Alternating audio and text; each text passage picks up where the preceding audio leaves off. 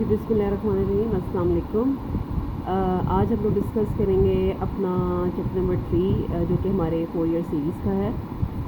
4 year series में जाने से पहले हम लोग कुछ थोड़ी सी बातें ऐसे डिस्कस करेंगे जो कि आपके चैप्टर 3 का ही टॉपिक है, दैट इज़ 3.2, जो कि आपके ऑनलाइन लेक्चर्स की सीरीज़ का पहला लेक्चर है, जिसके हम टॉपिक अपना 3.2 डिस्कस करेंगे, that is regarding our complex exponential signals.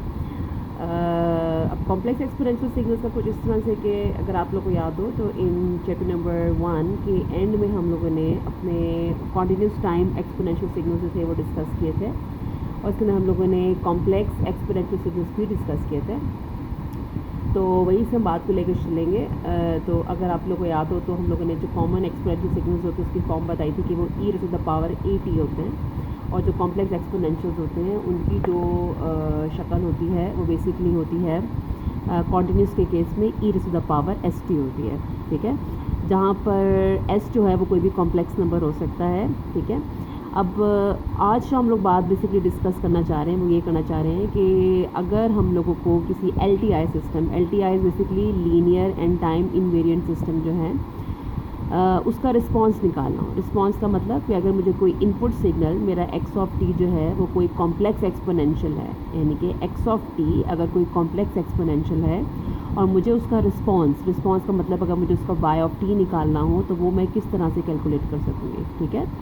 तो अगर वो मुझे कैलकुलेट करना हो तो उसके लिए मुझे ये प्रॉपर्टी भी क्या, इन अदर वर्ड्स ये लगाना पड़ेगा, that states actually the response of an LTI system to a complex exponential input is the same complex exponential with only a change in amplitude। यानी कि वो ये कहना चाह रहा है कि अगर कोई इनपुट सिग्नल है और वो कॉम्प्लेक्स एक्सपोनेंशियल होता है तो उसका जो रिस्पांस होता है यानी कि y(t) जो है उसका वो भी वही कॉम्प्लेक्स एक्सपोनेंशियल होता है, सिर्फ और सिर्फ उसके साथ एक अदद कांस्टेंट मल्टीप्लाई हो जाता है, ठीक है। This is a very important property, ठीक है। क्यों इंपॉर्टेंट प्रॉपर्टी है? इसलिए इंपॉर्टेंट है कि अगर आपको याद हो तो चैप्टर 2 में हम लोग कन्वोल्यूशन कर रहे थे, और कन्वोल्यूशन करने का बेसिक पर्पस ये था कि हम लोगों ने रिस्पांस निकालना है, हम लोगों ने y(t) कैलकुलेट करना है, जबकि आप लोगों को क्या गिवन होता था, आप लोगों को इनपुट x(t) गिवन होता था और आप लोग को इम्पल्स रिस्पांस h(t) गिवन होता था, ठीक है। तो उसके अंदर आप लोग सारा लंबा सा प्रोसीजर करके निकाल देते हैं। लेकिन एक अच्छी इंपॉर्टेंट फ़ायदेमंद बात यह है कि अगर मेरा इनपुट कोई कॉम्प्लेक्स एक्सपोनेंशियल है तो मुझे, अगर मेरा कोई इनपुट कोई कॉम्प्लेक्स एक्सपोनेंशियल है तो मुझे उसका जो रिस्पांस y(t) कैलकुलेट करना है, उसके लिए मुझे कन्वोल्यूशन करने की ज़रूरत ही नहीं है। सिंपल मैं क्या काम करूँगी, अपना जो इनपुट होगी वो वैसे की वैसे यहाँ पे डालूँगी और साथ एक अदद कांस्टेंट मल्टीप्लाई का वो मुझे कैलकुलेट करना होगा, ठीक है। सो आपको यहाँ से रिस्पांस कैलकुलेट हो जाएगा, जहाँ पर जो h(s) उसको मैं क्या कह सकती हूँ, h(s) को I can say it is complex amplitude factor, यहाँ पर आप इसको आइगन वैल्यू भी कह सकते हो, और यहाँ पर जो e⁻st है ये आप लोगों का आइगन फंक्शन हो जाएगा, ठीक है। सो फार अभी तक हमने सिर्फ ये बात पढ़ी है या सीखी है कि अगर इनपुट सिग्नल जो है x(t) वो कोई कॉम्प्लेक्स एक्सपोनेंशियल हो तो इसका रिस्पांस y(t) भी वही कॉम्प्लेक्स एक्सपोनेंशियल होता है, बस साथ उसके एक अदद कांस्टेंट मल्टीप्लाई होता है h(s) जो कि आप लोगों ने कैलकुलेट करना है, ठीक है। अब ये कैसे कैलकुलेट होगा, असल चीज़ तो ये है, तो उसके लिए एक छोटी सी डेरिवेशन भी क्या समझने के लिए आप लोगों को मैं बताना चाहूँगी कि वो बेसिकली किस तरह से निकला है, इससे आपको ज़्यादा क्लियर हो जाएंगी। अच्छा, अब हम लोग बात कर रहे हैं यहाँ पे कॉन्वोल्यूशन इंटीग्रल के, यानी कि कॉन्टिन्यूस टाइम सिग्नल्स की बात करें, क्योंकि हम लोग डिस्कस भी कॉन्टिन्यूस टाइम फोरियर सीरीज़ करेंगे, discrete time Fourier series discussion में नहीं है इस वक्त, ठीक है। तो अगर continuous time Fourier series discuss हो रही है तो फिर मुझे कॉन्टिन्यूस कई कॉन्वोल्यूशन डिस्कस करनी चाहिए, that is what we call is convolution integral, ठीक है। जिसके अंदर इंटीग्रल का मतलब यही होता है ना कि आपके पास कॉन्टिन्यूस टाइम सिग्नल होगा, ठीक है। देखिए मैंने यहाँ पे फार्मूला लिखा हुआ है, that is y(t) integral h(τ) x(t) - (τ)d(τ)। अगर आप में से कोई गेस कर सके तो आपको पता चलेगा कि ये एक कॉन्वोल्यूशन का फार्मूला है। अगर आपने किसी सिग्नल को कन्वॉल्व करना है तो उसका फार्मूला आप लोग ये लगाते हो, ठीक है। यहाँ पर h(τ) की जगह h(t - (τ) भी हो सकता है और यहाँ पर x(τ) भी हो सकता है, ठीक है। बिकॉज जो कन्वोल्यूशन की प्रॉपर्टी होती है it is commutative in nature. चाहो तो यहाँ पर आप लोग x(τ) और h(t - (τ) लिख लो, यहाँ पर h(τ) x(t - (τ) लिख लो, यू कैन डू एनीथिंग, ठीक है।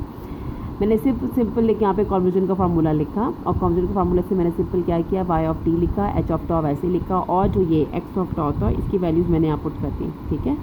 चूँकि मैंने एक्स ऑफ टी ऊपर ई पावर एस टी लिया हुआ था, लिहाजा उसको वही मैंने यहाँ पर पुट किया, जबकि है ई पावर एस टी माइनस टॉ।